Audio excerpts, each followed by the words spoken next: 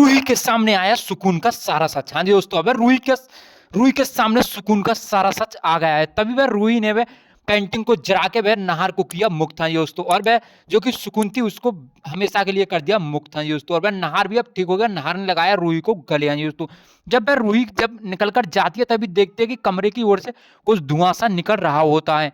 तभी वह कमरे में घुस जाती है, और जैसे ही कमरे में घुसती है तो एक तरफ देखती है कि नाहर और सुकून उस कमरे में होते हैं दोस्तों। मगर वह तभी भी सुकून कहने लगती है कि रूही तुम इस कमरे में क्या कर रही हो। तभी वह जो कि वह रूही होती है वो कहने लगती है कि तुम्हारे कमरे से कुछ धुआं सा निकल रहा था। हाँ दोस्तों, तभी जो कि सुकून होती है वो कहने लगती है कि यहाँ पे कुछ भी नहीं है। तभी सुकून जो कि रूही कहती है कि सुकून उस बक्से में क्या है। तभी बक्से को खोला जाता है, तब उसमें निकलता है जो पेंटिंग। तभी वो जो कि वह रूही होती वो कहने लगती है कि ये पेंटिंग तो मैंने बाहर फेंकी थी, सुकून ये इस कमरे में क्या कर रही है आपके पास।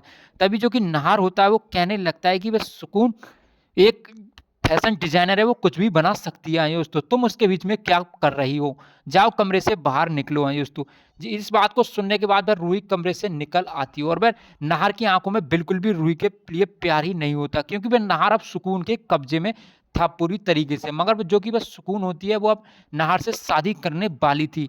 मगर जो कि रूही होती है वो बाबा जी को कॉल लगाती है, और वह कहने लगती है कि बाबा जी उसकी आत्मा फिर से उसमें आ चुकी है।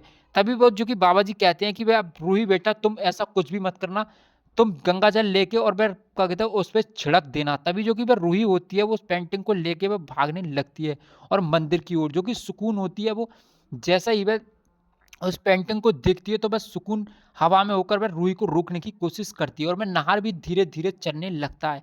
मगर वह रूही किसी की भी नहीं सुनती, और वह मंदिर में जाकर वह उस पर एक दिया से आग लगाने लगती है। जैसा ही वह आग लगाती है, सुकून की आंख चिल्ले मुंह से चिल्ला जैसी आवाज निकलने लगती है, और वह जैसे ही सुकून चिल्लाती है वह घर में सभी को पता चल जाता है। जब ही वह तो नाहर बिल्कुल ठीक हो जाता है, और वह रूही को पहचानने लगता है। हाँ दोस्तों, अब वह जो कि आत्मा होती है वो हमेशा के लिए वह छुटकारा दिला दिया है रूही ने। हाँ दोस्तों, अब वह नाहर बिल्कुल ठीक हुआ और रूही को लगाया गले। अगर आप भी चाहते हैं कि नाहर और रूही फिर से सही सलामत हो तो इस वीडियो को लाइक और चैनल को सब्सक्राइब जरूर से कर लेना। हम आपको ऐसी अपडेट इस चैनल पर देते रहेंगे।